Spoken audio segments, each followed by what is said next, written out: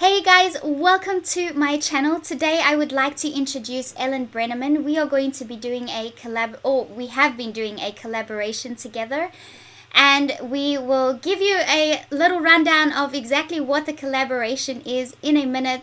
But for now, I would just like Ellen to say hello and just tell you guys a bit about what she does, and then we will get started. So welcome, Ellen. Hi, Sheldene. I'm very excited to be here. And hi, everybody. I'm glad that you could come during this live stream. And my name is Ellen Brenneman, and I'm a full-time artist, and I work at Ellen Brenneman Studio. And I've been a professional artist it'll be going on 6 years this June. So this is the first time that Sheldene and I have done a collaboration project together, and we've been very good friends for 3 years, and so this is very exciting for me especially. So I'm very happy to be here. Thank you, Ellen. Just before we continue, I might just ask everybody if you can just give me a thumbs up and let me know that the audio and the video is all good. I probably should have asked for that first, but I think it should be alright because so far no one has said anything.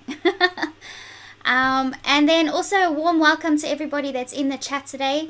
I would encourage you guys to join the chat because Ellen and I will be doing a couple of giveaways during today's stream. So keep in touch on the chat, and then we'll be able to tell you how you can win a couple of things. So okay, so I'll give a little description of what we have been doing. So Ellen has been, actually, I might just, Ellen, get you to tell us a little bit about the series that you've been doing, and then we'll talk about what we're doing specifically today. Okay, well, I am working on a series called Power Animals of the Planet, and it's part of my Spirit Animal series, and I tend to work better when I work on projects as a series. And so this will be my 4th year, I believe, working on this series, and I've painted over 200 animals so far for it. And when I first started doing this series, I was doing a little bit of research on family heritage, and I found out that my great-grandmother was 100% Cherokee. So I started reading a little bit more about Native American tradition, and especially how they go about dealing with like the spirit animals. And so that fascinated me because I have always been drawn to animals. So I decided to create a series about spirit animals, which a lot of people ask me why I go into all of these different bright, vibrant colors, because I don't paint traditionally.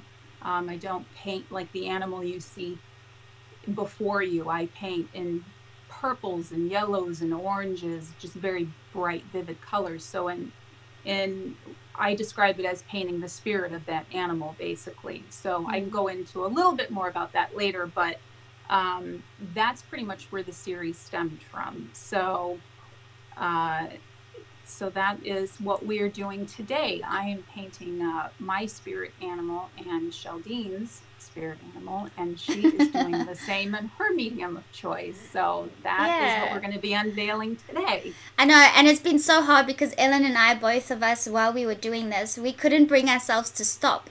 So we were like, no, we have to stop because we have to do something during the live stream. Right, it was. I kept wanting to just finish it so I could show it to you, and I finally had to put it away. Yeah.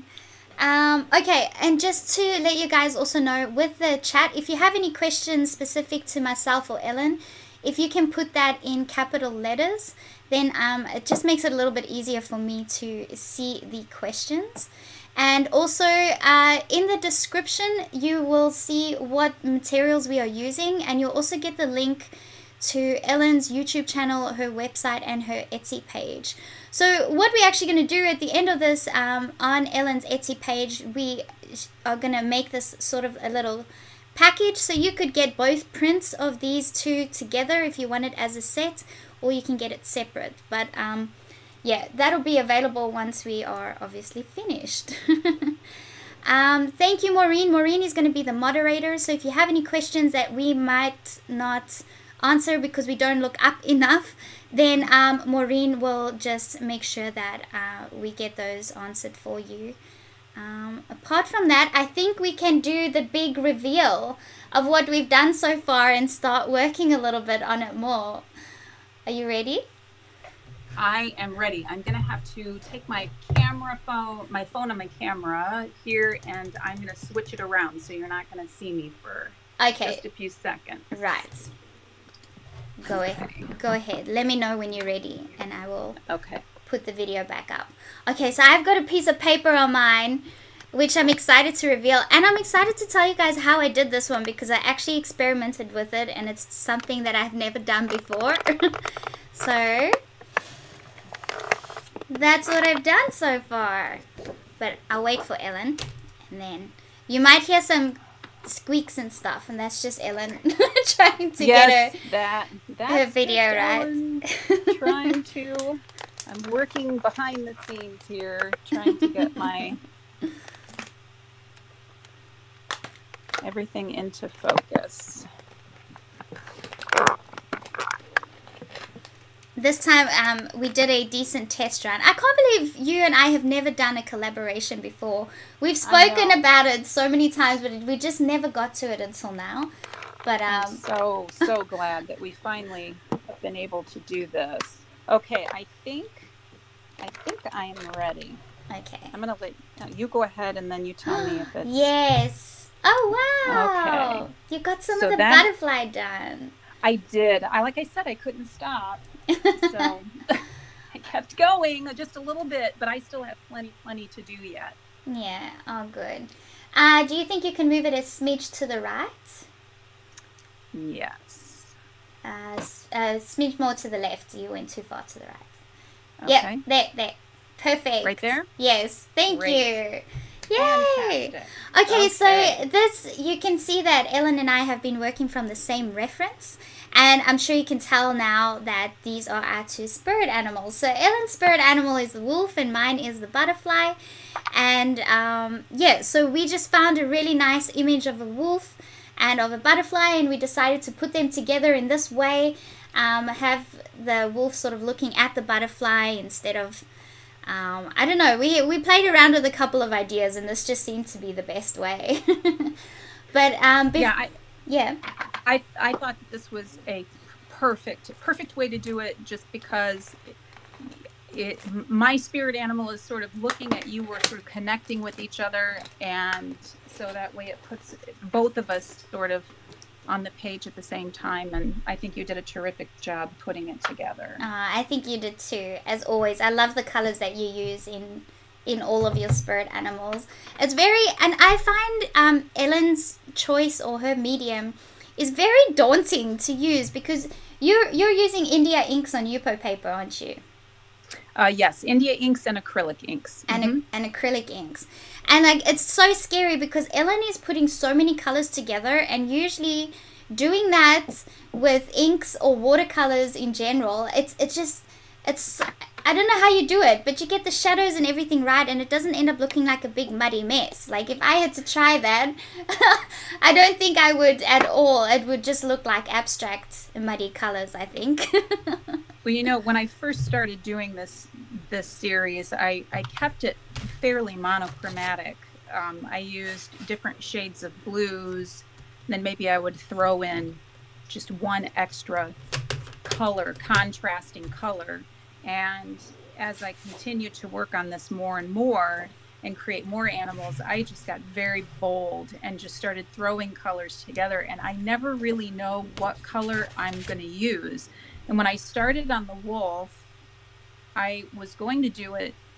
I only had 3 colors in mind that I was going to use, because I thought, well, I'll keep it simple.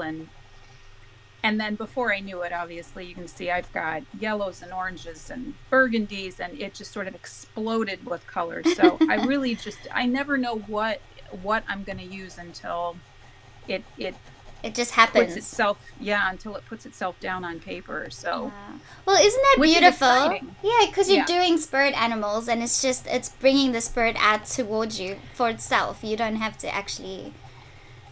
You have no idea what it's going to present to you in the end. I really don't. I kind of just almost, it's almost as though the animal itself is telling me how it wants to be painted. Yeah. Because I really just don't, I always have an idea, but it rarely ever turns out the way I have it in my head. So it's a surprise even to me. Yeah. Wow, and that's terrifying to me. Because I like having extreme control. So that's a whole different thing for me. Oh, I better remember to record on this camera. We need Esme on here, Maureen. Ellen, I must tell you about Esme. Esme is one, she's an amazing graphite artist that likes to join in the live streams. And she is so good at always reminding me to press record. Thank you for doing that. That's so kind of you. Yeah. So everyone knows her as Esme the... What do we call her, Maureen? I forgot. But she goes, camera check, camera check, or Esme check. That's cute. Yeah. Okay, so I'll tell you guys what I'm doing. So this is an experiment. I haven't tried this before, but this acrylic background, or this is one of the acrylic pours that I did, as some of you may have seen on my Instagram, or those of you that are my followers on here may have seen on my Instagram that I went to a friend's house the one day and she bought all these acrylic pours because she got it for discount prices, and we just experimented with it to have a look and see how it goes, and I was hooked. Since then I was hooked on it. And Ellen, actually you've tried this a couple of times and you've got lots of them available as well to you, and if you check on Ellen's website you'll be able to see, is the crow the latest one that you did? The crow is the latest one I did. I've done a crow and I've done a barn owl with an acrylic pour background. Yes, and they look amazing. They're just, I love doing those. I love incorporating those just as something different. If I have to take a break from working on Yupo paper and I just want to do something completely different, I usually turn to acrylic on canvas. Right. And incorporating those acrylic pours, they just can sometimes create the most phenomenal background that you just, I love the spontaneity of it. Yeah.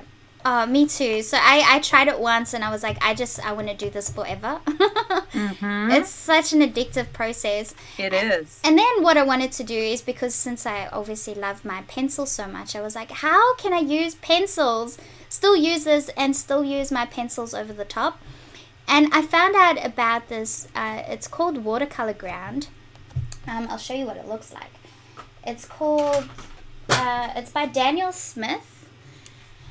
And it looks like this. So it's called watercolor ground, and I'm using the titanium white. Now, the amazing thing about this, it's like painting an absorbent texture onto any surface. You can paint on glass, you can paint on rocks, you can paint on canvas, you can paint over existing paintings, you can literally paint it over anything that you want. And then you can apply it's mainly made to apply watercolors over the top, watercolor paints. But what I'm using now is I've used watercolors and I'm using my watercolor pencils. And because it's got a sort of grain in there, it's got a tooth, so the pencils stick to it. And I'm yet to try this with my regular pencils, but I think the key here is, as long as you're using a liquid, you can use pencils. So if you're going to use wax or oil-based pencils, you're going to need your solvents to blend it in so that the texture disappears and that it goes into the watercolor ground. And of course, if you're using watercolor pencils like I am, then you're just going to have to use water to mix that in. So now I sort of did a very basic layer. Sorry, the light is so bright and reflective on there. I wonder if I can stop it somehow. I need to put something on the side. But anyway, so that's... discovering that this technique actually works so well was like, wow. And I can't wait to try that, because I'd never heard of that before. Yeah. And that opens up just a whole new experience for my work, because I'm hoping the inks will be able to work on that. I don't see why it wouldn't. Yeah. The inks work. will work fine. They'd work fine. I think anything that's a liquid should work fine. Ian is saying you can get a transparent glaze by them. You can actually get a transparent watercolor ground by him as well, and he's got them in a couple of colors too. So there's a black, and I think he has like a rich burgundy sort of red color as well, available in the watercolor ground. So I've ordered some of the transparent one because I really want to try that one. But yeah, it's excuse me. It does. Thank you. It does open a lot of doors to just try something different, paint on different things, and just have fun, get creative, and explore different options. Absolutely, absolutely. So, Ellen, do you want to tell everybody what our spirit animals mean? Sure. Well, you know, a lot of people ask me how they find out what their spirit animal is, and a lot of people, you know, they don't, especially if you're not familiar with something like this. I know I certainly wasn't until I started really studying it a little bit. And so some people, they know right away because they feel a certain connection with a particular animal. And then other people, they just have no idea. Like, they might like all kinds of animals, and so they really want to have a more definite answer of what animal it is that they connect with. And I can't remember. I mean, you and I have known each other for so long, but I think you were trying to figure that out. And when I had painted a butterfly for this series, you read, because I write animal symbolism that goes along with every painting that I do. Yeah. So that sort of helps that person figure out if they're connecting with that particular animal or not. And when you read my description, wasn't it then? Yep. That you said, "Oh my gosh, that's it. Butterfly is it." Yep. I feel that was right. I thought I remembered that correctly. Yes. So, and butterfly. Go ahead. Yep, and I've always been attracted to butterflies, I guess. Like, I had it tattooed on my arm, and I don't know, I love the transition from a caterpillar to a butterfly, and I guess it just stuck with me, but I didn't think it was to the extent that it was actually my spirit animal. I thought I just liked the concept. And that's a perfect example. The fact that you had it as a tattoo, and that you've always really felt somewhat of a connection with them, and you know, that's like the first way of figuring out if that animal is meant to serve as some sort of a guide. Like in Native American culture, spirit animals, they serve as guides and protectors, and a lot of times they will show up when you're having a difficult time in your life, or to provide you with a message, things like that. So if you, let's say, go to a zoo or something like that, what a lot of times you would think, okay, what's the first animal that I want to see if I go to a zoo? And that's one way to tell. Or if you dream about the same animal over and over again, or if you just, you know, have a particular, if you just feel some sort of a connection, like ever since I was small, I have always had a connection with dogs and wolves, and so it wasn't a surprise to me when I realized that wolf was my spirit animal. And so your spirit animal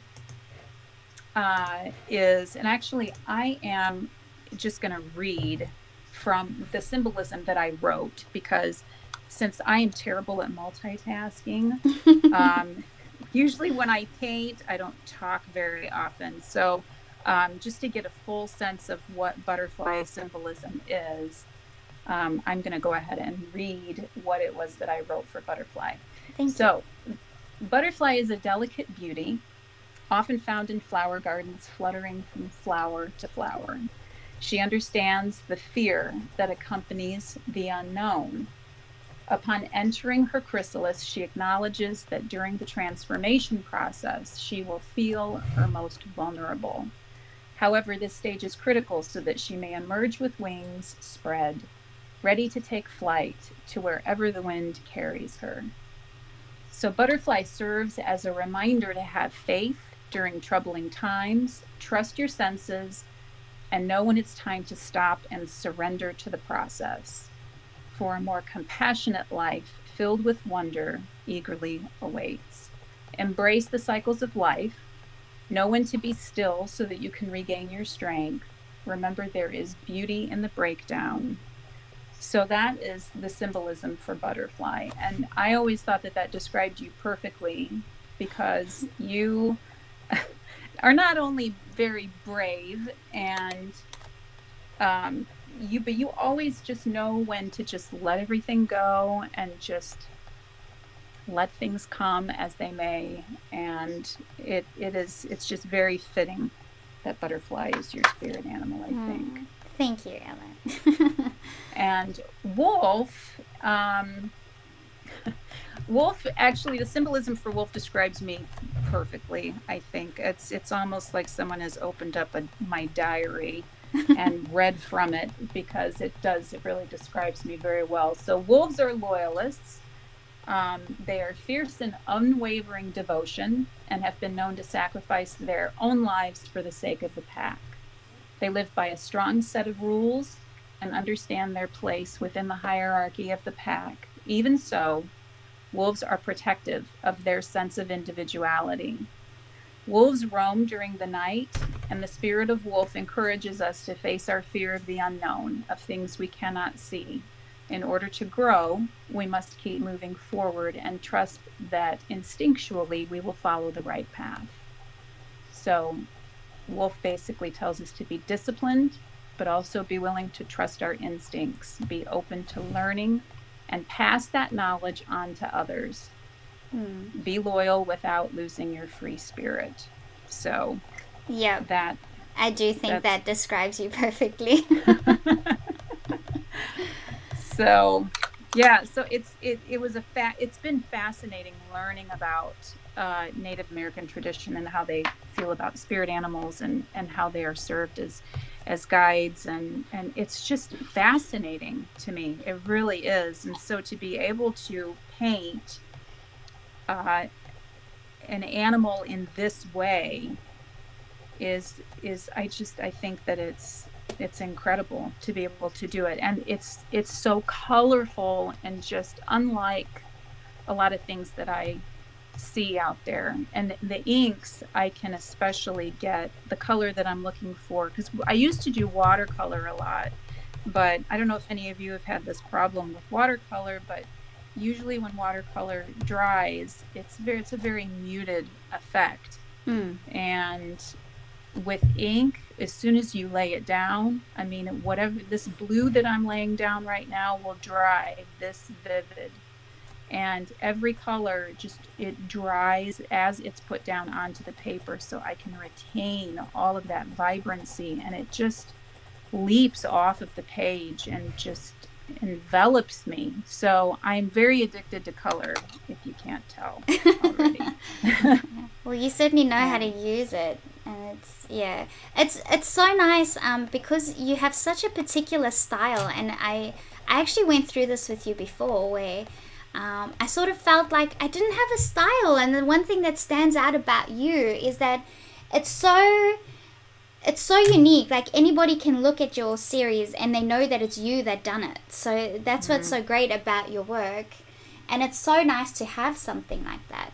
But yeah, having to know a medium so well, and you went through a lot. You had to train yourself how to use your left hand when you had the shoulder surgery.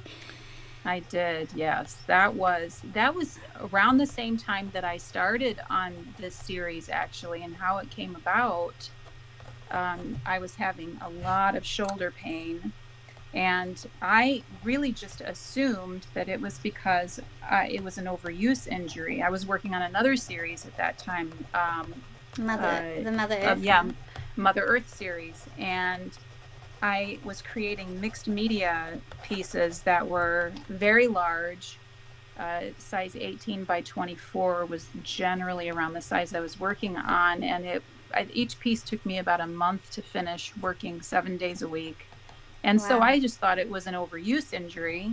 And so I thought, oh, well, I just need to rest my shoulder and then I'll be able to get right into it. Well, it ended up being that I needed major reconstructive shoulder surgery. So it wasn't an overuse injury. I had several things that were very wrong with my shoulder. Some of it was genetic, and some of it was just through circumstance. But it was dislocated, and I had a labral tear, and just several other things were going on. And so after I had surgery, I didn't really think that it was going to take as long as it did to recover from, but it took about 7 months to the point where I really felt like I was kind of getting back to normal. And in that time after surgery, my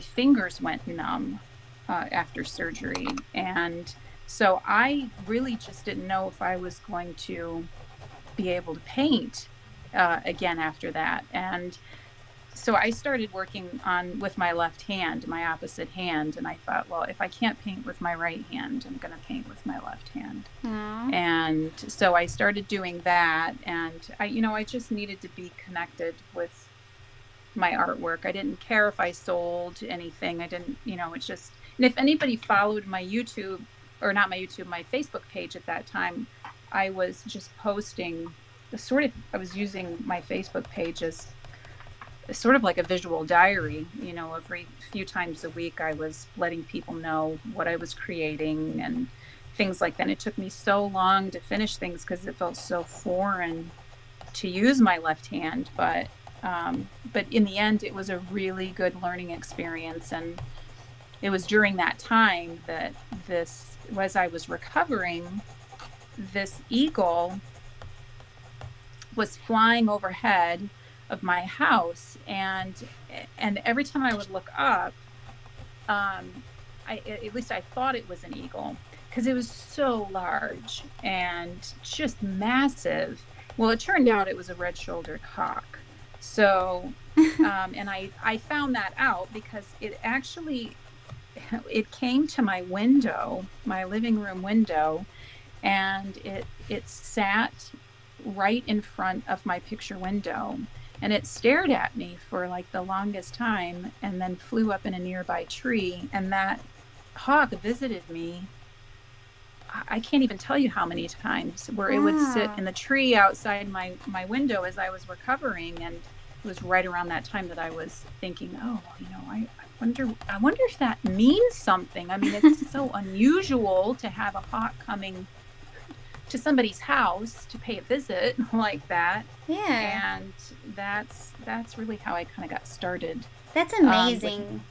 Learning about it. And so it was a really, and I always tell people that even when things seem like they are just really, really bad, and at that time I was not in a real good way, because I was just recovering from surgery, and then I had physical therapy, which was very uncomfortable, and I wasn't sure what the future was going to hold. But if I hadn't gone through that, then I never would have started this series, and I never would have learned to paint with my left hand. And exactly. And one thing I also truly love about your series is that it sort of awakens you to noticing a little bit more about things happening around you, whether it be with an insect or an animal, or even noticing a particular animal a couple of times in a week or something like that. When your awareness is brought to it, and you find out what it actually means through the symbolism that you have, it's like a wow moment. It shows you that there's something happening and it's really relevant to your life right now. And this is why it's coming up so many times. Yeah, it really is. It's fascinating when you take take the time to pay attention to things that are happening around you, you can learn so much from that. And yeah, I absolutely agree. I agree with you completely. Okay, so I'm just going to check if we have any questions, I think. Okay. Ian was asking, does Ellen ever use something like Brusho? I don't know what that is. I have no idea what that is either, but I would love to know what that is. I've never heard of that before. I'm guessing that's a no from Ellen. No, I'm sorry. But if you can tell us what that is, that'd be great.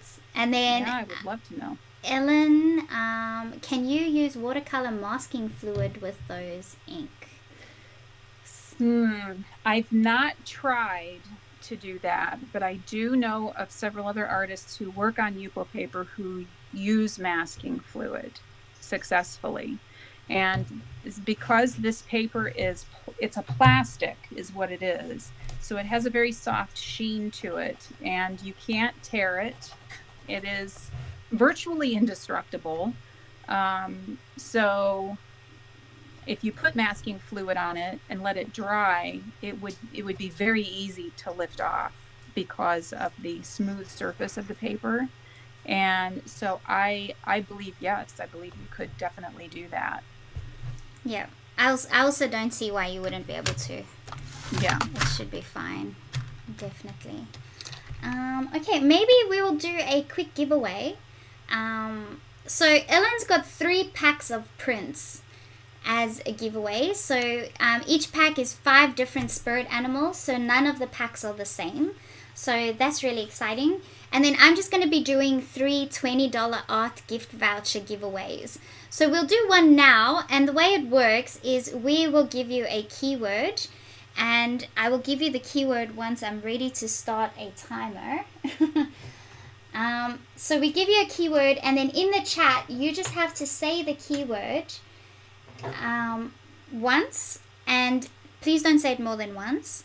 And then your name will go into a draw. We'll give you a number, and then we'll randomly pick the number, and that person wins the giveaway. So we'll do that twice in a row. Oh, no. My phone wants to update now, but now is not the time to update. Okay, I have to use this one. Okie dokie. So the first keyword, let me get the timer ready first.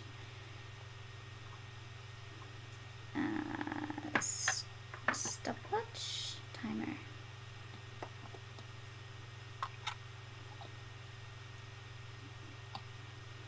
Okay, so we got 2 minutes. So I'm gonna press start on this in a second. The keyword is Spirit of Wolf. Spirit of Wolf. So put that in the chat, and in 2 minutes those names will go in the draw for a $20 gift voucher and a pack of prints from Ellen. So Spirit of Wolf.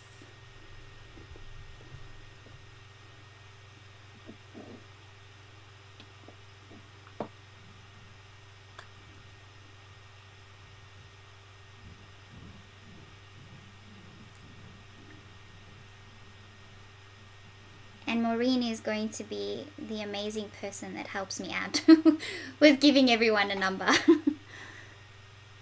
Okay, great. Judy, Rob, Diane, Tracy, Luke, Doubt75, Chris Crofts, Bob, Angel.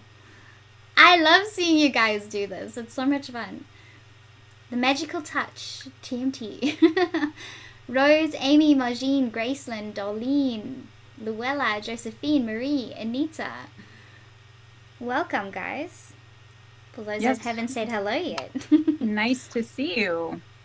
Oh.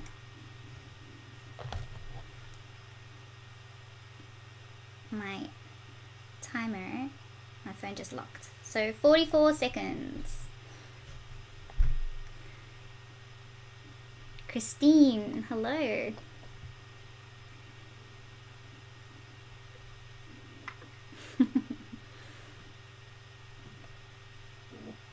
Donna.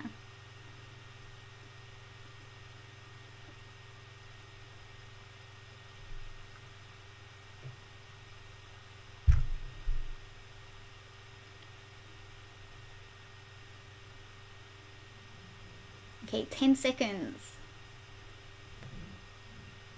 This is getting exciting. I know.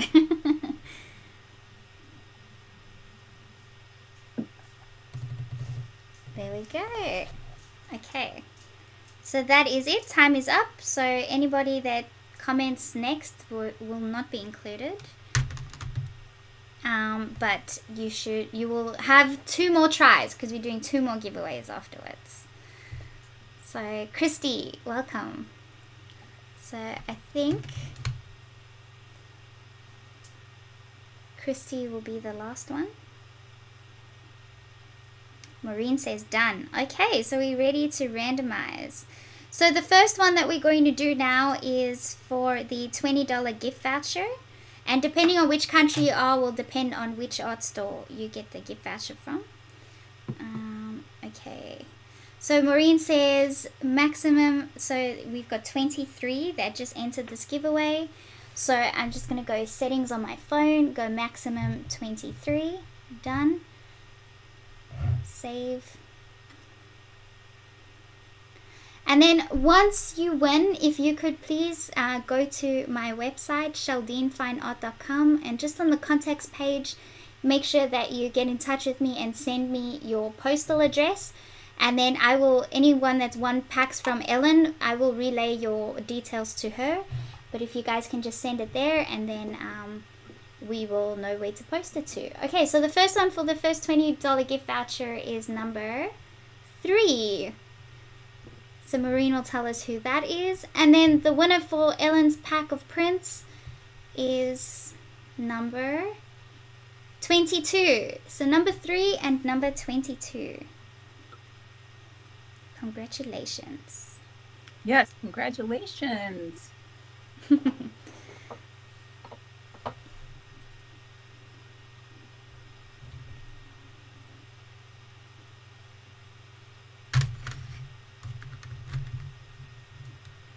Three is Rob. Well done, Rob. Great job, Rob. So Rob, you won the $20 gift voucher. And Donna, congratulations, Donna. You won a pack of Ellen's prints. Yay, Donna. Great. So we'll probably do another one again in about 20 minutes, I think. Rob's like, wow, I won. Thank you so much. Yay.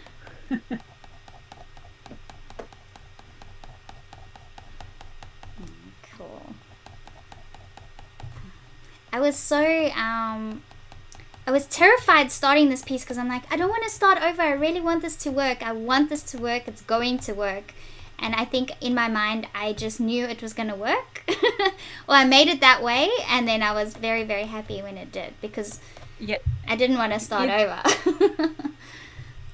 I can't believe how well that background looks with that wool. Yeah. It's amazing. It's like it was made for it. And yeah, I know. It's so cool. The colors and the way it flows, it works good. And with the butterfly as well, because you got these hints of like a pink in there. And yeah, it turned out good. I'm glad I picked this one. Hopefully you'll be doing more of those. I'll definitely be doing more. Mm-hmm. Definitely. It's the easiest way to get a beautiful, unique background. You're right, and no two are alike. Yeah. And it's just the organic nature of the way that those acrylics flow.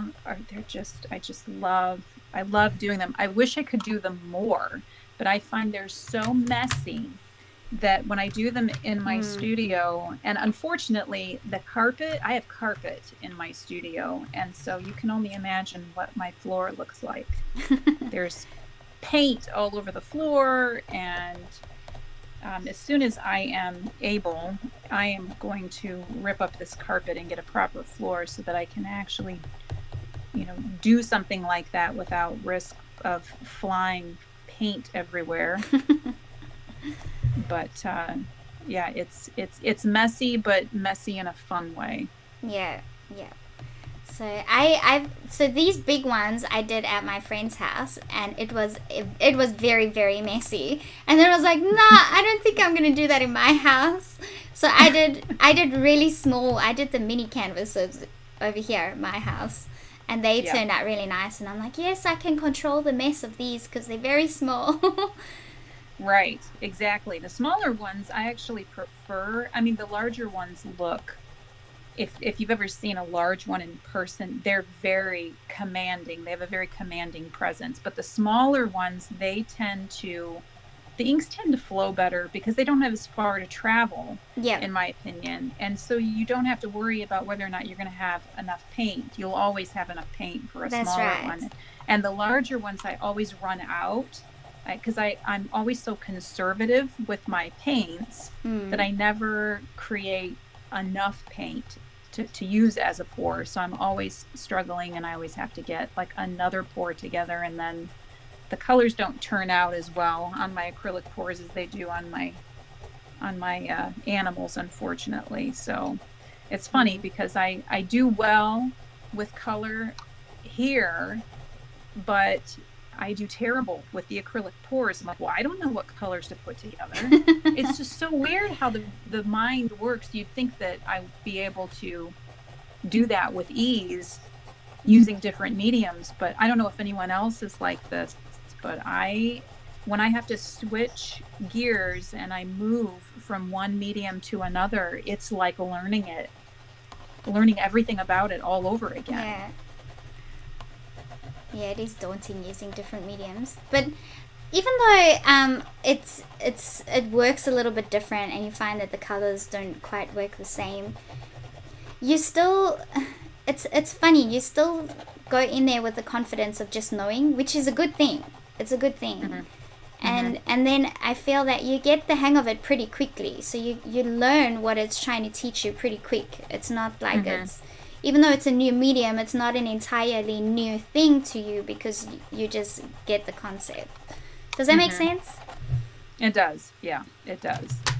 Yeah, once I've done one, then I immediately want to do another one, and it becomes a little bit easier. And plus, with acrylic pours, it's trial and error. So I always try to jot down what it is that I've done, what I've used, and whether or not it was successful, so that I know next time if I should try a slightly different shade, or don't mix certain colors on top of each other because they'll just get muddy. I've done that several times too. So I kind of had to teach myself what colors will work together and which ones definitely do not. So that's right. And also, I guess with the smaller canvases, because you're not moving them around so much, the colors aren't mixing so much. So it's like you get nicer, clearer patterns on the smaller canvases because there isn't that much movement. But on the big ones, because you're trying to get all the coverage, you're actually also making the paint mix together a lot more. Exactly. Yeah, it is. You got to have the play with it to figure it out.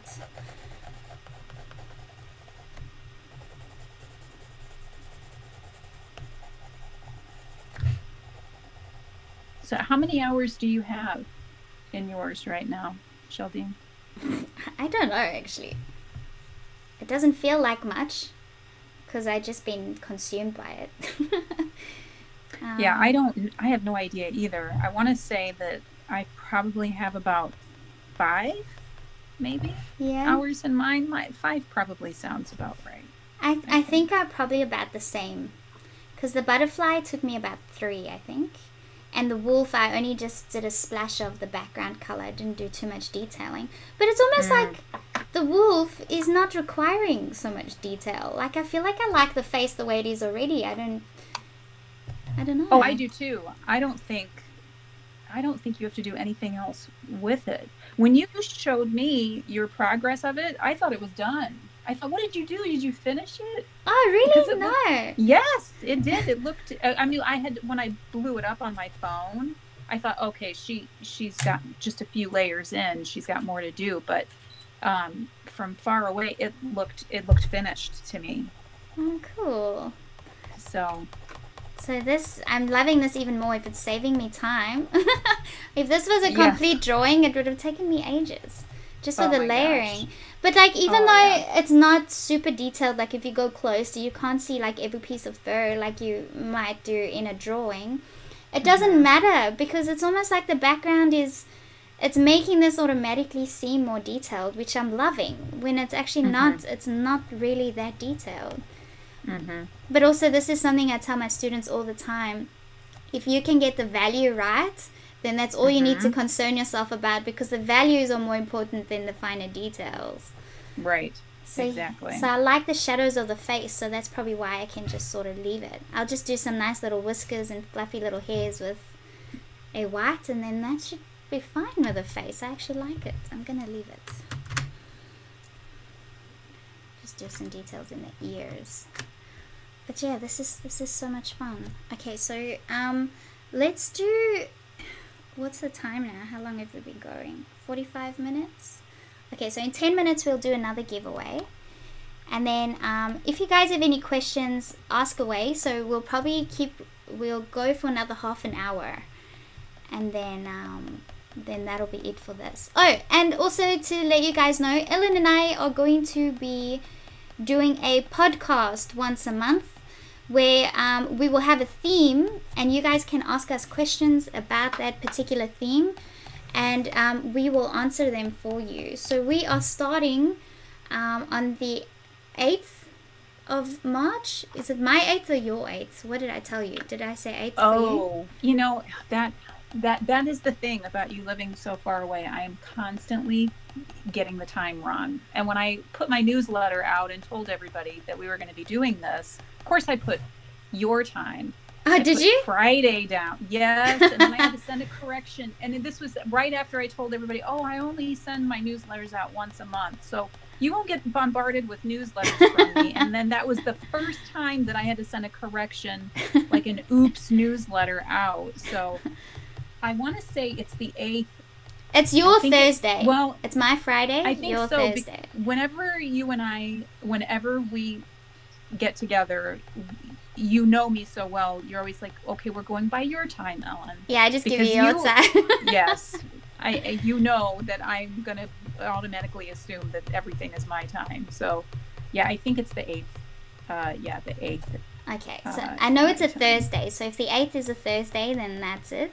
But anyways, every second Thursday of the month, not every second Thursday, the second Thursday of every month, so once a month, we'll be doing a podcast. And the first one that we're going to be doing, the theme is going to be about doing art full time. So Ellen and I will talk to you guys about that. And yes. I will be sending out a little notification and stuff. Like, we'll create a podcast sort of event on Facebook so that you guys can know about it, where we'll give you instructions on how to ask us the questions and stuff that we can discuss during the podcast. And of course, while the podcast is live, you guys will be able to ask us then anyway. So it's going to be much like what you're seeing today, except you'll see myself and Ellen, and you'll be able to see your questions pop up on the screen as well. And then you can ask us questions live. But the questions we are more likely to answer are the questions that you guys answer ahead of time, because we may not get through all of them. But yeah, so that's what we'll do once a month. And check out Ellen's channel, because she's got a lot of useful little videos on information that artists don't freely get available all the time. Like, I love the one that you have on your Etsy on how to how to market yourself on Etsy, or how to set up your Etsy page.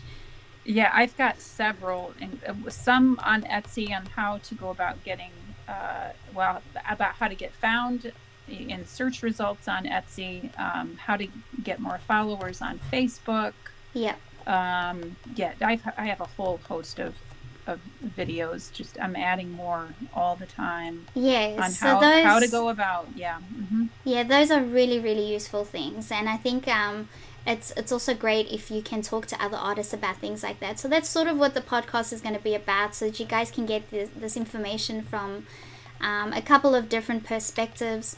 We most likely will be telling you the exact same thing, but we can at least give it to you from 2 points of views, and you guys can find out for yourself if maybe that's a direction you want to go into, or if you're uncertain, then just ask us the question, and we will be doing research ahead of time. So if we're going to be talking about Facebook, for example, we'll make sure that we are talking about up-to-date information on new policies and stuff, so that you guys get the right information. But Right. yeah, so that's why it's good to, I'll probably put something out later today to talk about the first one, so you guys can start sending the information in, and Ellen and I can also, you know, make sure that we have all the information for you guys when the time comes. But yeah, I'm excited for that. I think this can be really fun. I think that's going to be great too. And plus, having two different artists with two completely different mediums and completely different styles, I think is going to make it interesting as well. Because, I mean, obviously I work in, I don't know, I guess I would call this semi-abstract, I guess. I never know how to define my style, really. I guess semi-abstract. And then you do hyper-realistic and in colored pencil, and two very different styles, but how no matter what your style is, We you can face find an the same audience thing. for it.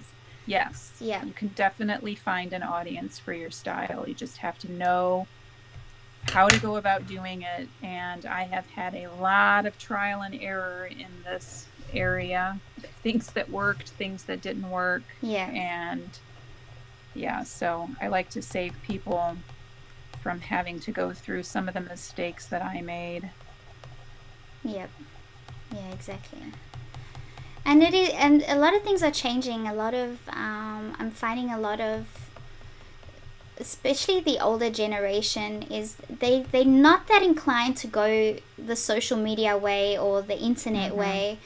But the unfortunate news is that that's just the way the world is going now. So you sort of have to, if you want to make it work, you're going to have to learn about those things.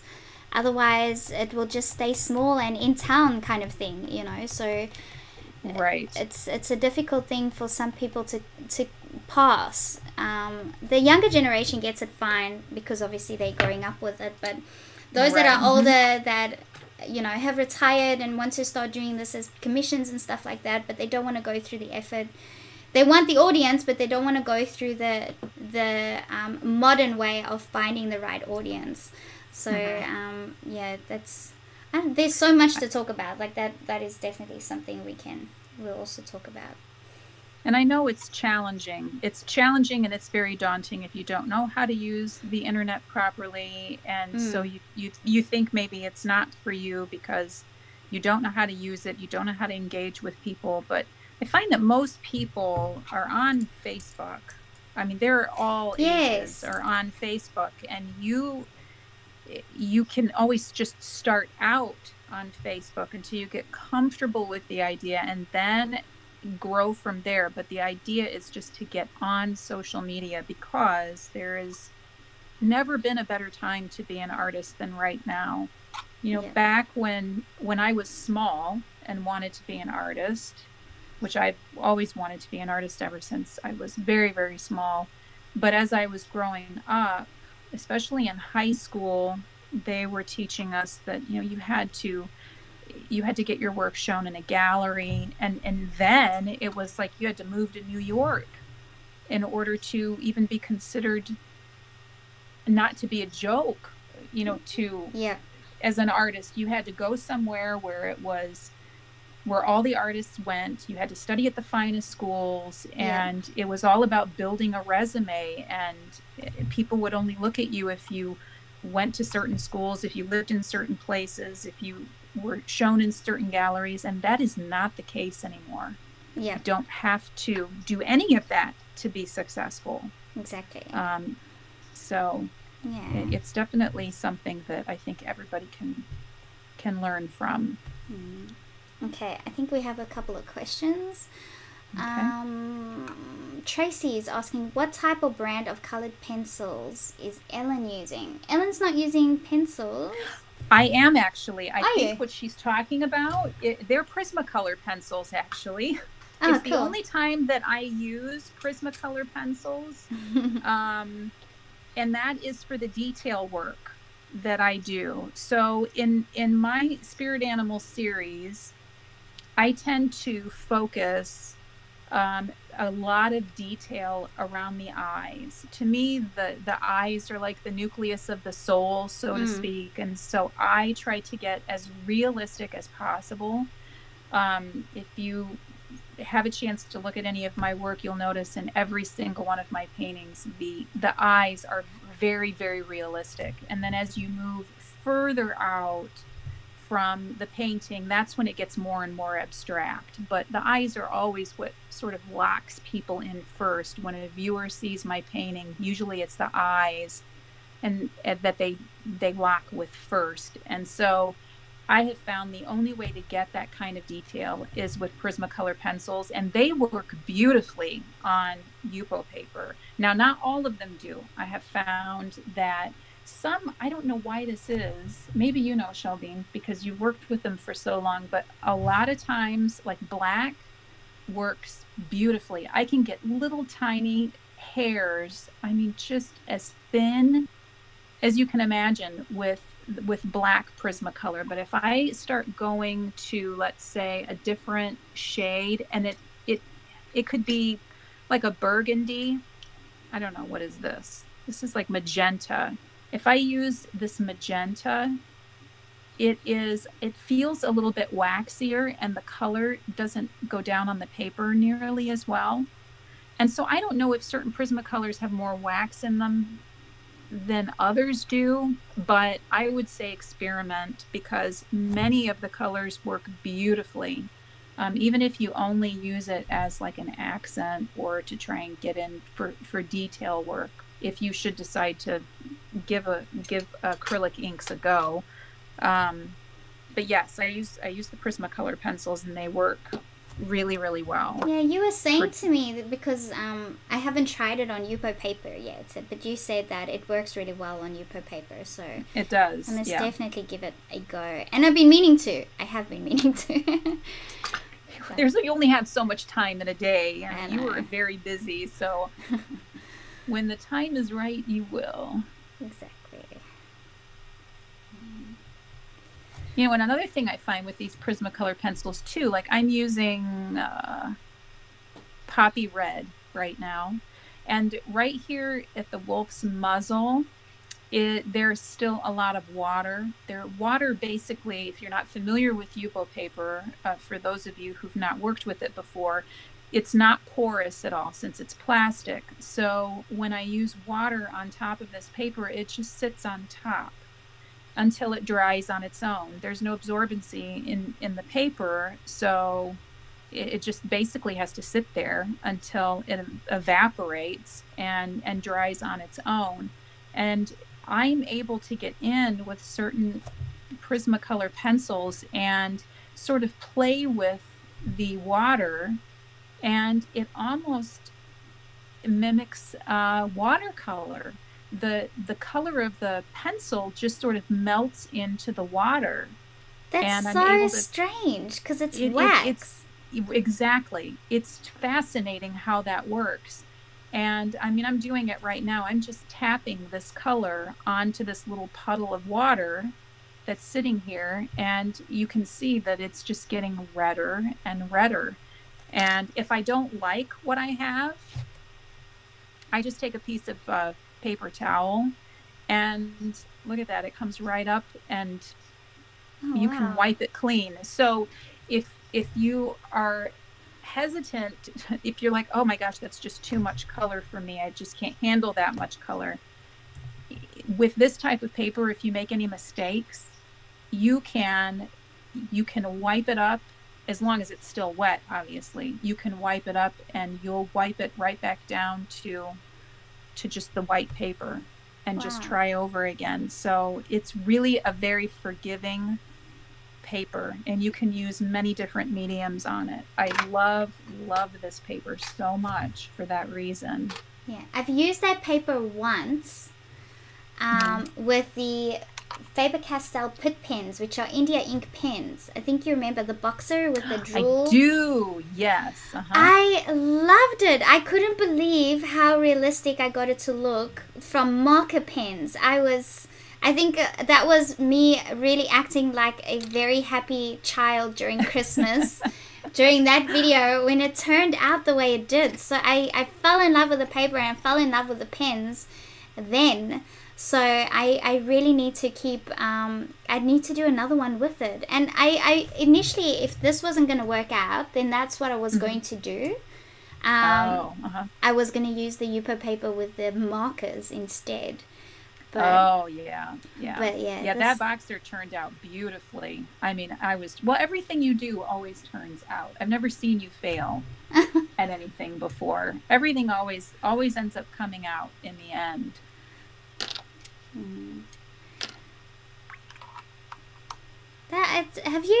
When was the last time you threw something away because you were just that unsatisfied with it?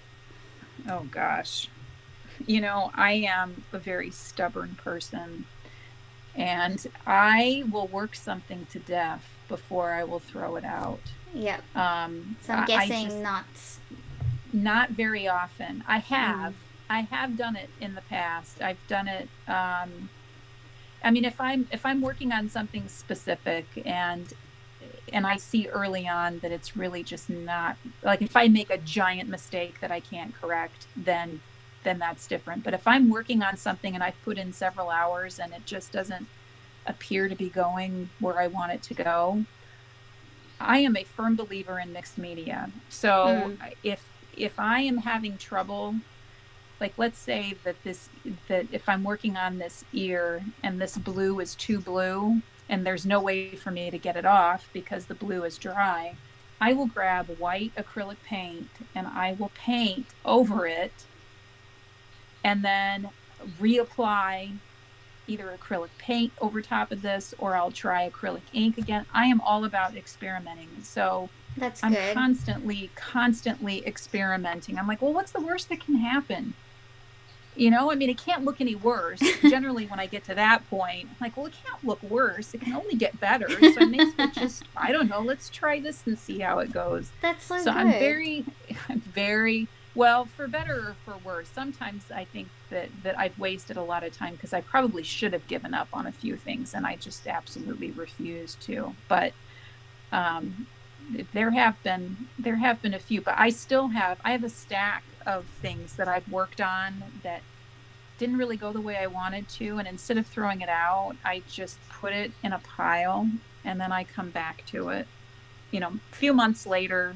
Yeah, sometimes it's good to just step away for a while. Yes, exactly, and try something else. And come back to it when you're less frustrated, or just get a new perspective. But don't you find as well that the intention, like, if you have the intention to finish something no matter what, then you do, and you make a success out of it. It's just it's a mindset. Yes, if you set yourself up to fail, you will fail. Yeah, so, the trick is getting out of your own head. Yeah. Because so many people email me from either Facebook or YouTube, and they will say, I have all of this stuff that I've purchased. I have all of the inks that you suggested. I have the paper, and I can't start. I just don't know where to begin. And I can't even tear the plastic off of the paper, you know, to just open it up and pull out a piece of paper and start it. And I find that just so it just breaks my heart when I see that people have that much fear, because if you hang on to that fear, then it will always, it will always control you. You have to get out of your own way and just say, you know, you have to remember why you're doing it in the first place. Yeah. You know, I think that fear comes in when we have so much expectation. You know, we want to succeed and we're afraid that we're going to fail. But if you go back to, okay, why am I doing this in the first place? I'm doing it because I love it. Yeah. You know, and take that pressure off yourself. That's when you create the best pieces you'll ever have, at least for me. Yeah. The best pieces I've ever created are the ones that I just did because I didn't have any expectations from them. Exactly. I couldn't agree with you more. So the one when you're most relaxed and you're just doing it to enjoy yourself, you're not doing it for the money, you're not doing it for a specific outcome. Those are the ones that turn out the best. I totally agree with you. And I can see why people would be hesitant to work that way, especially if you have to pay bills. I Yeah. mean, being a full-time artist, I have bills to pay. I Yeah. have, you know, I have to be able to make money in order to keep doing this, but I think it's a learned process. It's something that we just have to teach ourselves, because we know that if we think any other way, then we are really setting ourselves up for failure, Yeah. you know? Yep, I couldn't agree. So, the last one that I couldn't make work, let's put it that way. So I didn't fail, I just couldn't make it work, was the Muhammad Ali. So Yeah, I felt so bad. I know you put so many hours into that yeah, but piece. it's fine. Like it was not from lack of trying or not wanting to finish it. It Mm-hmm. was just because I didn't do my research on the materials and the mediums to make sure that what I wanted to do was going to work. Mm-hmm. And because of that, it started flaking off of the board, and I just couldn't Mm-hmm. add any more to it. So I knew that I just had to stop. I just had to stop, and I wasn't gonna do it again. I'm sorry. Like it's one of those things. If it was smaller, I would, but it was a meter. It was a meter and a half by almost a meter, which is massive. Yeah, it was huge. And I spent I don't know how many hours. I think it was about 160 hours in, and I couldn't. Oh, I just couldn't get it to work. I couldn't.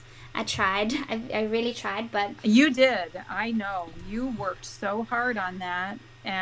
But you know what? I was really proud of the way that you said, okay, I'm just, I have to, for the sake of my own sanity, I have to be done with it. yeah. You know, when you put that many hours into it, it's very difficult to walk away from something like that, that you knew that it was time and you did it, which was pretty amazing. Yeah, but also like so sometimes things like that are gonna pop up, and Hmm. then when that happens, it's also important to not blame yourself for it, because it's not you not being able to do it. It's just sometimes things like that happen, and there's nothing you can do about it, and you move on and you start with the next thing, because you will always Right. learn with whatever mistakes you have. But if you keep lingering on it, it will become a burden, and that's exactly what it shouldn't be doing.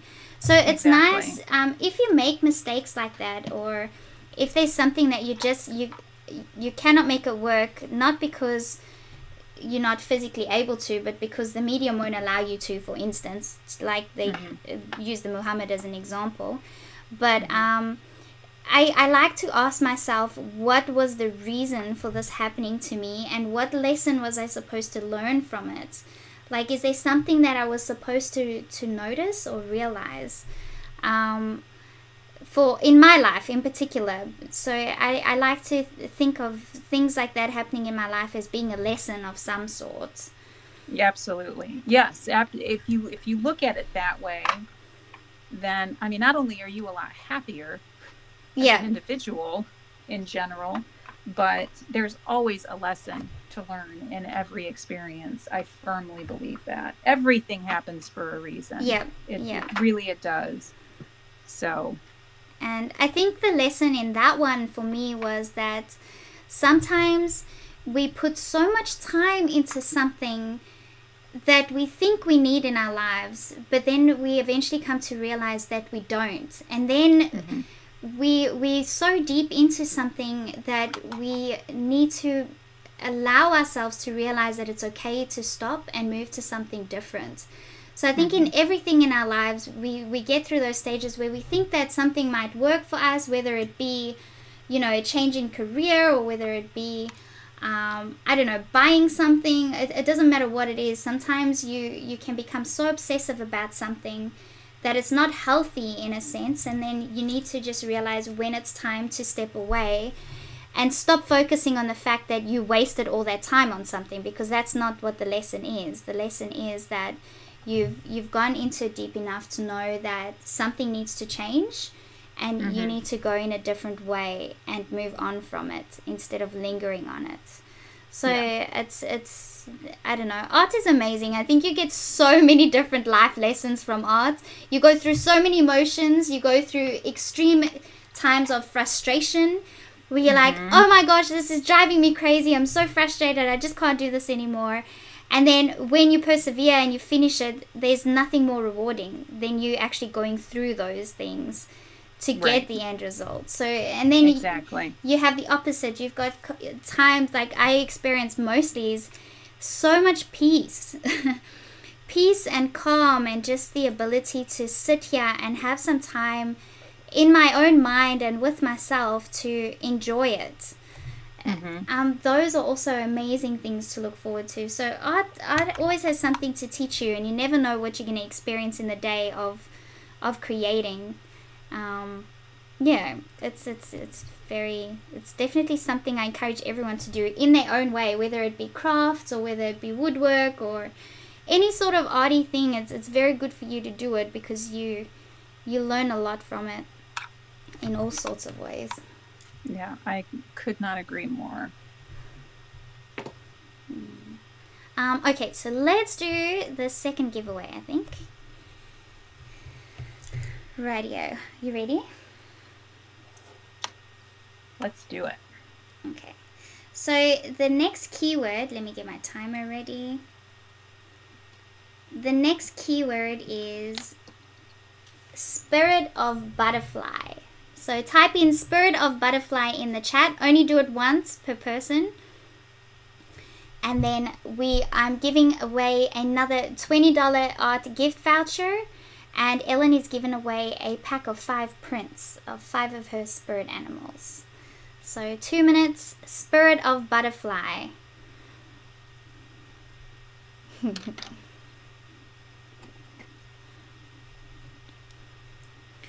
It's so weird with the lag. It's like, it's so quiet and then all of a sudden you get all of these. It's like, did they hear me? But I have to wait a whole minute before they do. Okay, Maureen, Diane, Tracy, Chris Crofts, Luke, Michael, Wicked. Hey, Wicked. Esme's on here too. Amy, BJ, Judy, Barb, Donna, Lynn, Christine, Christy, Luella, The Magical Touch, Rose Roberts. Welcome, guys. Thank you for entering. Marie, Darlene. Beautiful. Oh, wait. The timer. I need to stop my phone from locking itself. Okay, so we've got 42 seconds.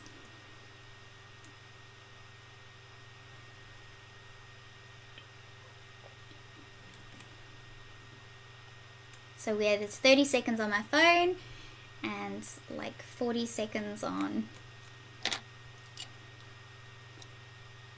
the screen. Majin, Rob says good luck everybody.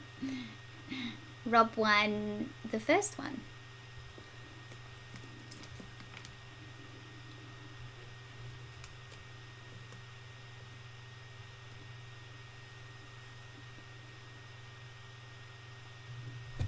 There we go. Oh, it's loud. Okie dokie, that is it. So if everybody, as soon as you guys see the 0 timer, then that is it.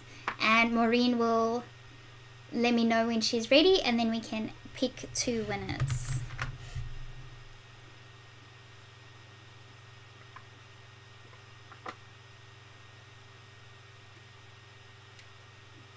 Oh, and just another note for those who... Oh, it's 1 to 23 again. How is it really? Yes, it is. Oh my gosh. I think 23 is our number today. I guess so. Okay. So for anyone who wins, please go to SheldeneFineArt.com, my website, and just in the contact page, send us your postal details. Okay. So the last one was number 22. That's why 22 is on the screen. But this one is going to be the winner for a $20 gift voucher. So number 20, congratulations. You get the $20 gift voucher. So make sure you get a hold of me through my contacts page on my website, and so I can find out where your location is and which voucher will be the best one for you. And then the next one for Ellen's pack of prints is number 22. Hey! So number 20 and number 22. Number 22 is also a good number for today. That's the second time that one came up. So Maureen will let us know. Number 20 and number 22. Congratulations. Congratulations. Ooh, number 20 is Marie. Well done, Marie. Oh, congratulations, Marie. And 22 is Margine. Well done, girls. All right.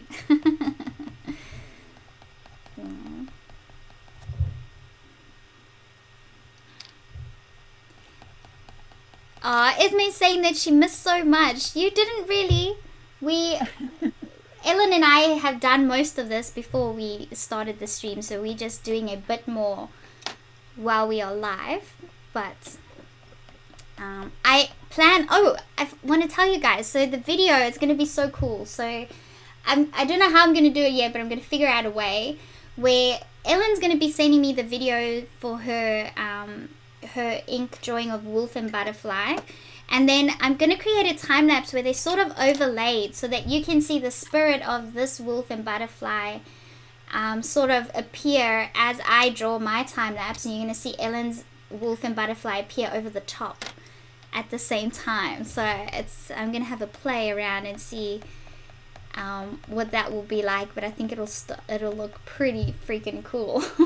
Yeah, trust me, I think I'm more anxious than anyone to see how that's going to turn out, because that sounds amazing. Yeah, and it's Ellen's birthday tomorrow. Well, my tomorrow, not your tomorrow. Yes, no, Saturday. Yes, so your Saturday. So it's still the same date for me, even though it's a day ahead of you. Oh my gosh, it just gives me a headache I need to just go on universal time and then work from there. So it's like my Sunday is actually your birthday, not my. Right, that's right. But in your time. If you were in Australia, you'd be celebrating it on Saturday. I know, you're in the tomorrow. Future, so you can tell me how my birthday is going to turn out. Yes, Margine and Marie, I do have your details because they are existing students of mine and they won. So well done. Yes, I got your details, so you don't have to send it to me. No worries. Esme saying happy early birthday, Ellen. Everybody's wishing you a happy birthday. Thank you, everybody. That's very sweet.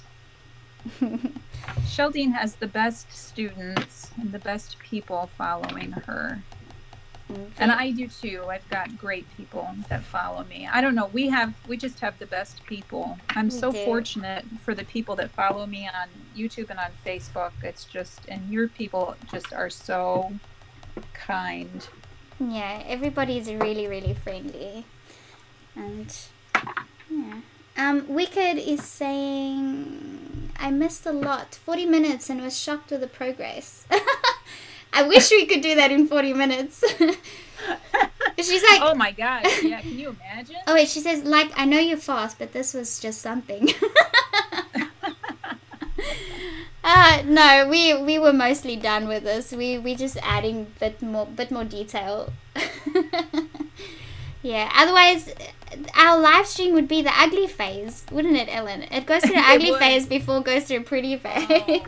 Yes, and there is definitely an ugly phase to everything I do. I wonder, how is this ever going to turn into something?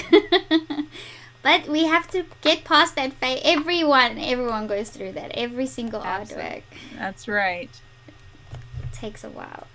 Rob, yes, I have your details as well, so you don't have to send it. Any other questions? Judy is a brand new student. Yes, welcome, Judy. So nice to see you on here. You'll get to know everybody pretty quick, especially if you are involved with the live streams. Everybody's very, very helpful and very talkative, which is great. So there's never a lack of anything to talk about during the live streams.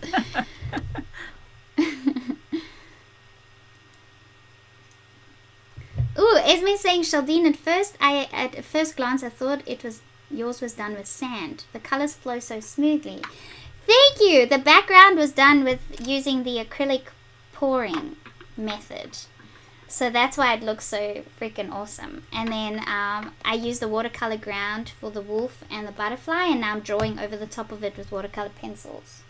So the ground, for anyone who wants to know again, so this is what I use. So it's Daniel Smith watercolor ground, titanium white. He's got a transparent one and a black one, and I think he's got one or two in a different color.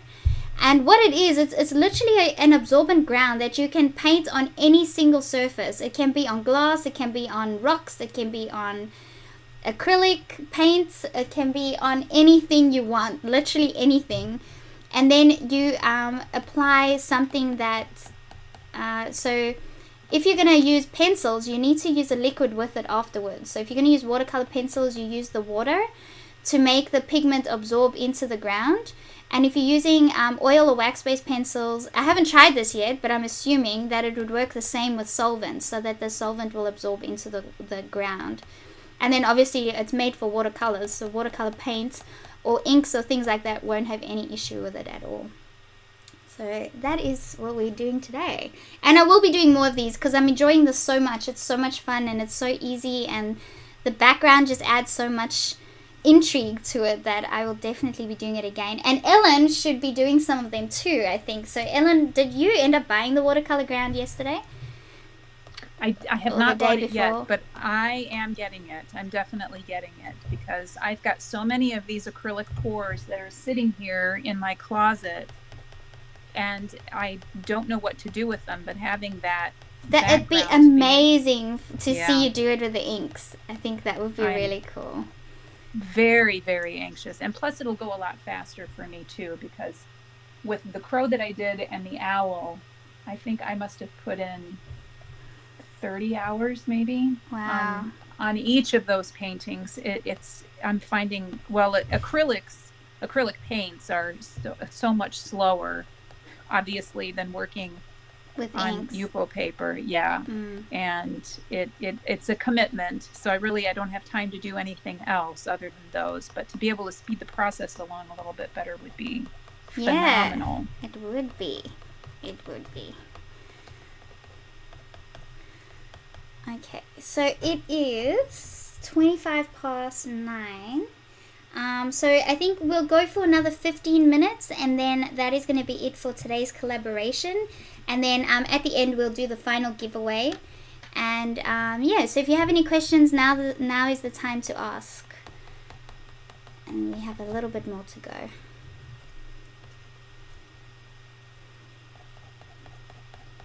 And Ellen, I must say it's been a pleasure having you on here. I just feel like it's another day where I'm just sitting with you and having a nice conversation. I know, the only thing we're missing is coffee and tea. That's right. Yes. So, but yeah, before I can continue with coffee and tea, I need to make space for it. I'm sort of sitting here pinching, and I'm like, 15 minutes to go.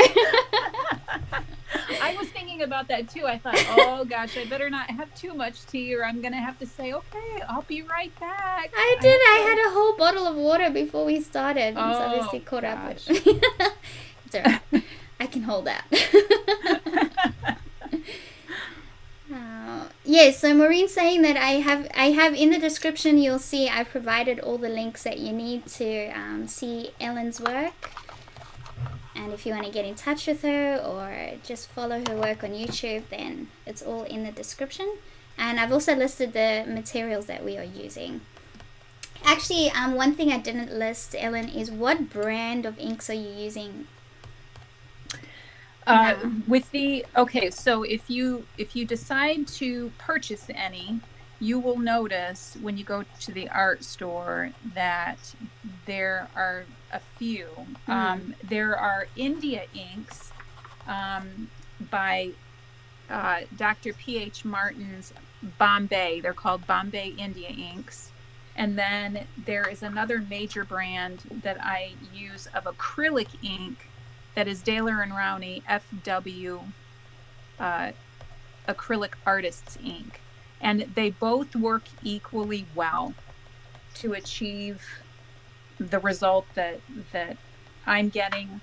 Or you can use them if you like working in more of like a traditional watercolor effect and you want to actually, you know, paint, like use a big paintbrush and paint the colors on. You can do that. Just expect it to look more like a watery wash is how I would describe it. Obviously, the more ink you use, the more vivid the colors will get.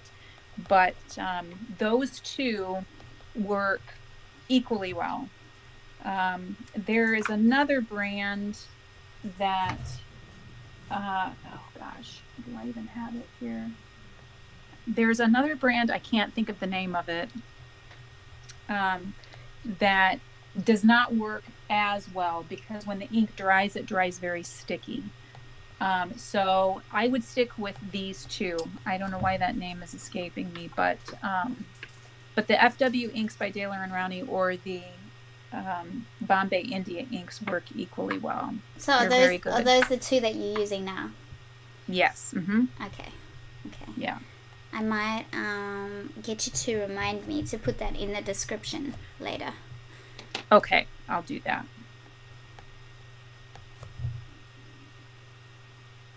Maureen's asking, Ellen, what mediums can you not use on Yupo paper? I have seen artists use, oh gosh, if you use, let's see, what can you not use? I have seen artists use just about anything you can imagine. I mean, it's really for printmaking is what the paper was initially used for. I believe I'm getting that right. It's great for printmaking. The only thing that I can think of that you would not necessarily be able to use on here is anything that, I mean, even water solubles, as long as it's dry. I don't like using graphite. That would probably be the one thing that I would say not to use because it will smudge. If you use a finish over top of it, Yupo paper has, I think I mentioned this before, it has a very soft sheen to it.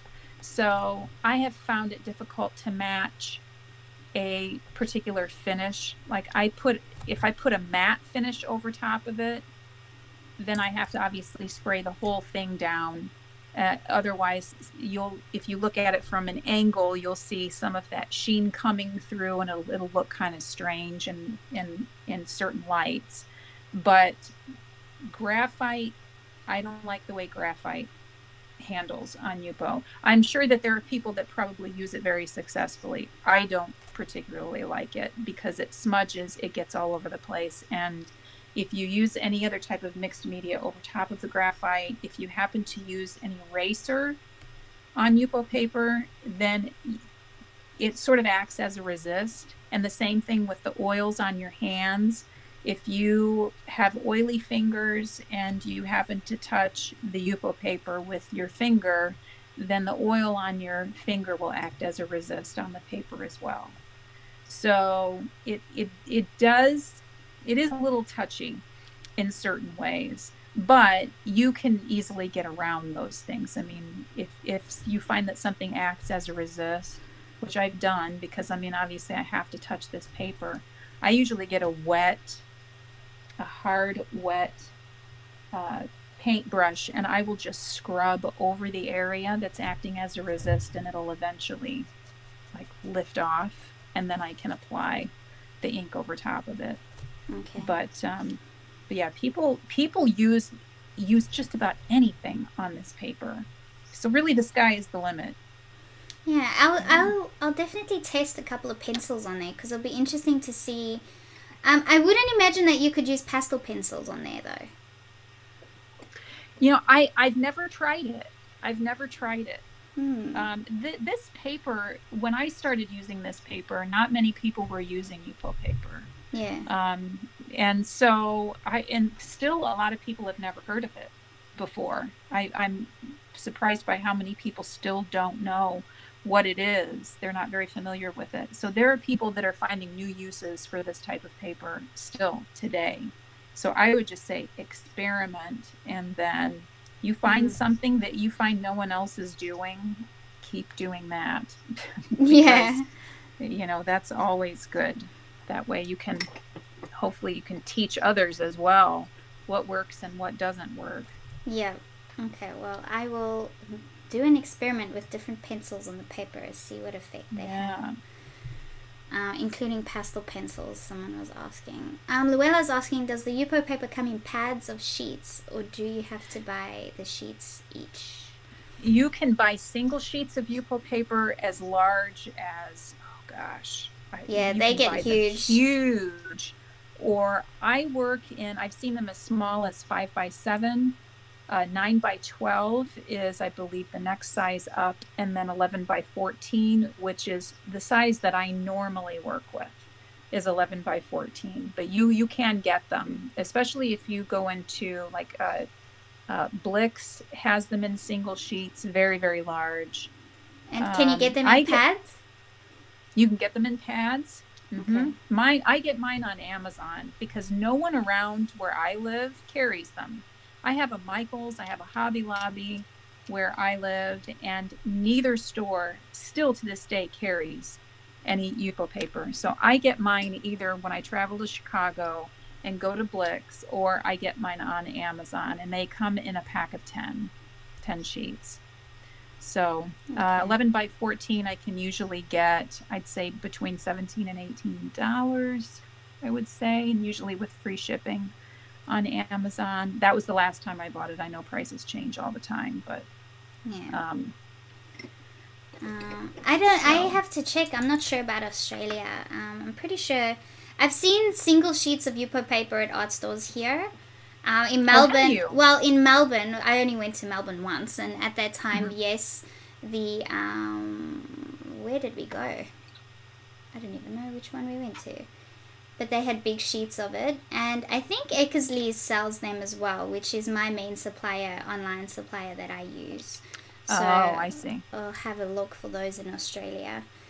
Yeah. But yeah. Okay, Ellen, do you want to switch the cameras over, and then we can talk to everybody while we say goodbye, and then do the final giveaway, and then sure. Then yeah. Okay, so I will let you do that. Okay. And while you do that, I am quickly going to go to the bathroom. I cannot hold any longer. Okay. I'll be right back and let you do that. Okay. All right. Okay.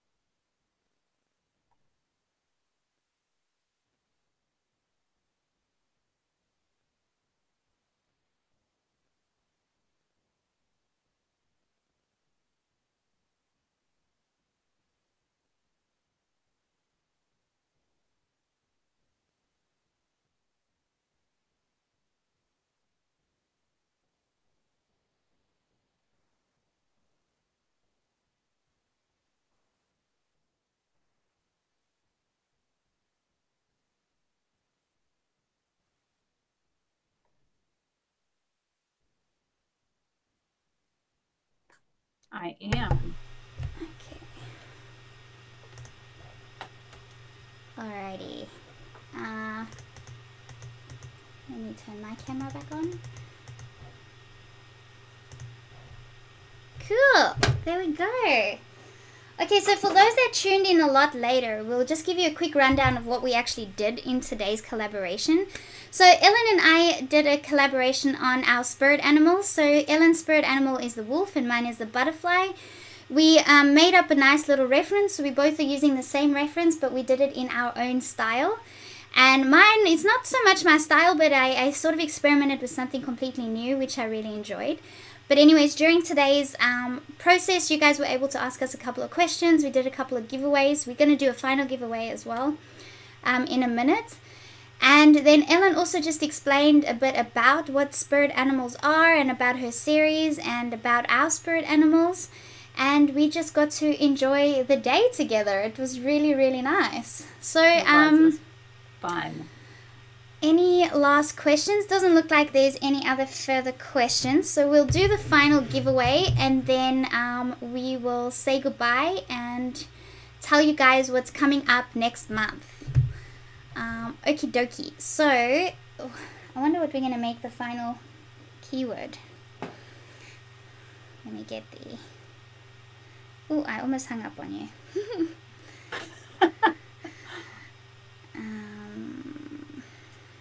Right, timer. So I think spirit animals. Spirit animals can be the final keyword. So we've got 2 minutes, and while that's going, Ellen and I will just talk away. So type in spirit animals in the chat, and then I will be giving away my final $20 art gift voucher, and Ellen will be giving away a pack of prints. Do you have any prints close by that you can quickly show us on the screen, or not really? Oh, let's see. Actually, I have I'm going to step out of camera for just a second. Yep.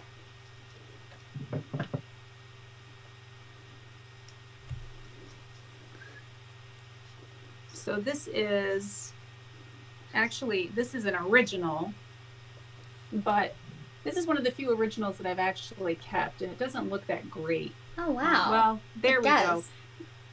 This is a great horned owl, and this is one of the few paintings that my husband will not let me sell.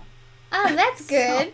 So, he wanted me to keep this one. So it's under glass, so it's very, very, it's not really this washed out, but it looks terribly washed out. But yeah, this is one of my originals, one of my favorites, actually. I love painting owls. Yeah. And so that, unfortunately, I don't have anything else that's nearby without me running across the room, but. Oh, that's okay. Yeah. What are you working on next? Oh my goodness. That's a good question. I have an auction coming up on Facebook in April that I'm creating paintings for. And there are some animals that are very popular, and crow is huge. People love crows. So I promised during last year's auction that I would have an original crow painting available. So I probably will be working on a crow next. And then after that, I usually just wait until they come to me, because I never really know what I'm going to work on. Sometimes I don't know until I just start with a blank piece of paper. But wow, that's amazing. Yeah. Sometimes you don't know and you just start with a blank piece of paper. Oh no, I'm the opposite. I need to know. Wow. Yeah, this definitely makes you more spontaneous, and I am kind of a control freak in person.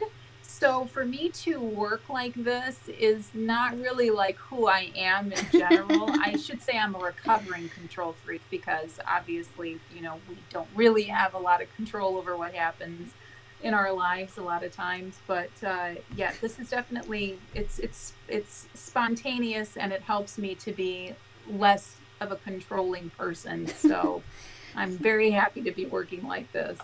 So guess how many people? 23 again. Is it really? It is. That is so weird. I know. Maybe we so should cool. play the lottery and use 23 as our number. Okay, I accidentally pressed, so that is the first number, so number 14 will get a $20 gift voucher from me. So if you are not a student of mine and you win, then please make sure that you go onto my website and send me your postal address so that we can send you these gifts, or just get in contact with me. The gift voucher, I don't actually need your postal address for the gift voucher, because that I'll send you that online. But for Ellen's one, if you could send that to me and I'll relay it to her, and then she can send you a pack of prints. So 5 of her spirit animals is what she'll send you. So number 14, congratulations. You won the $20 gift voucher, and then that's Christine. Well done, Christine. Congratulations, Christine. Christine has been trying for giveaways forever, and now she's finally got one. That's great. Oh, I'm so happy for you, Christine. Okay, and then Ellen's one is number 8. Number 8. So number 8 and number 14. Well done. So, I wanted to mention, Ellen, your flamingo freaking blew me away. I loved the last flamingo that you did, and thank you. How big? How big is that one? Is it big? Actually, that one, it looks huge, doesn't it? I wish it does. It were bigger. It is a little bit bigger. It's 12 by 16 inches. Yep. But I just love that flamingo so much, and it went to a really, really good home. It went to a previous customer of mine. She has several of my paintings, and so I was very happy that it's going to be joining some of the others on her wall. So it went to a good home, and so I feel comfortable enough to be able to ask her to send me pictures of it every time I want to see it. So. Oh, that's nice. I know, if there's something that you want to do for artists, send them a photo of you holding their artwork, and you will make their day.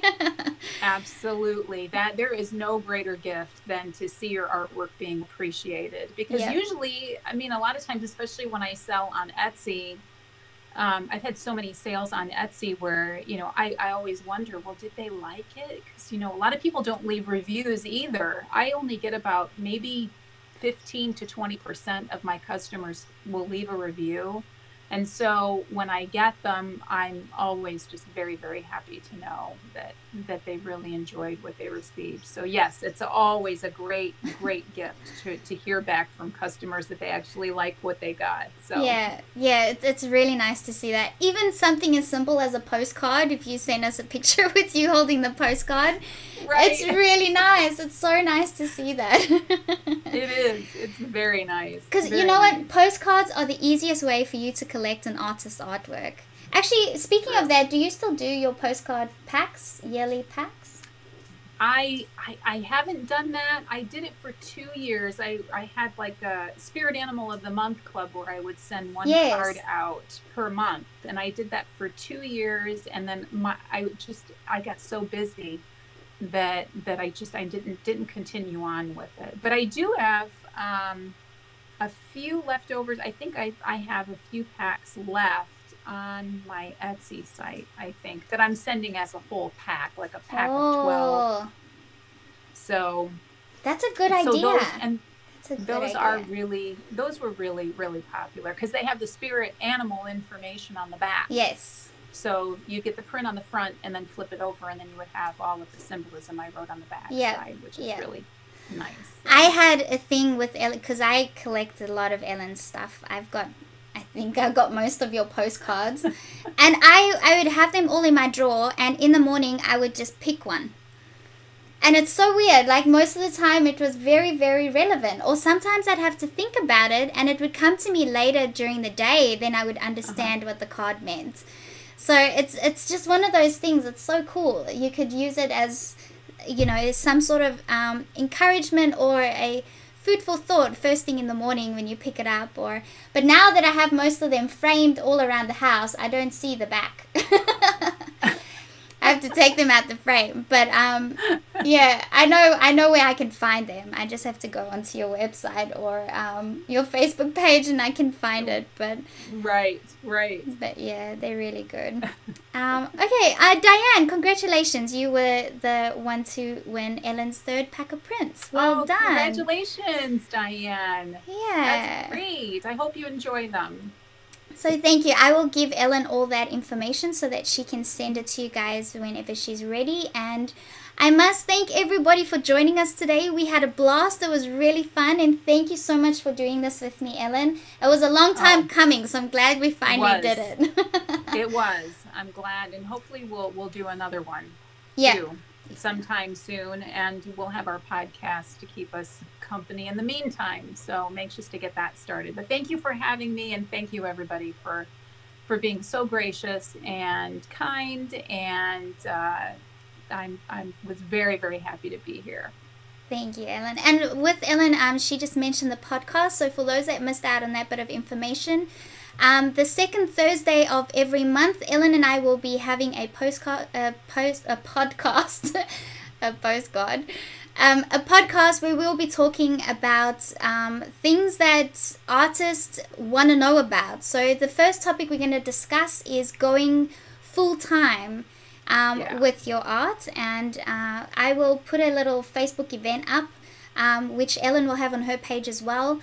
And then we will let you guys know where to send in your questions, because we'll most likely get through all the questions that you guys send us beforehand, and so that we know that we're very prepared and we give you guys the best information we can. And then during the podcast, because it'll be a live podcast, sort of like what we're doing today, except you'll see the chat feed on the screen as well. And then we will talk about it then. So I'm really, really excited for that. We'll be doing that every single month, but we will let you guys know about it. Also, in saying that, if you want to keep up to date with whenever this is going to happen, make sure to sign up to my newsletter and to sign up to Ellen's newsletter, and then you'll know when it's going to happen ahead of time. So Ellen's pretty good. She'll let you know a couple of days before the time. I let you guys know a half an hour before the time. When things are going to happen, so that you guys can tune in straight away if you get the email. But yes, make sure to subscribe to the newsletters if you want to know whenever we are doing any live streams or the podcasts. Okay, so apart from that, I just have to give you guys a final thank you for joining us, and thank you very much, Ellen.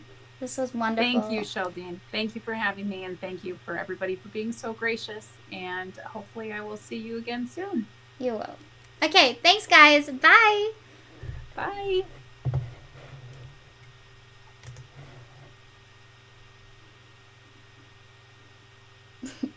You have to wait there for a few seconds.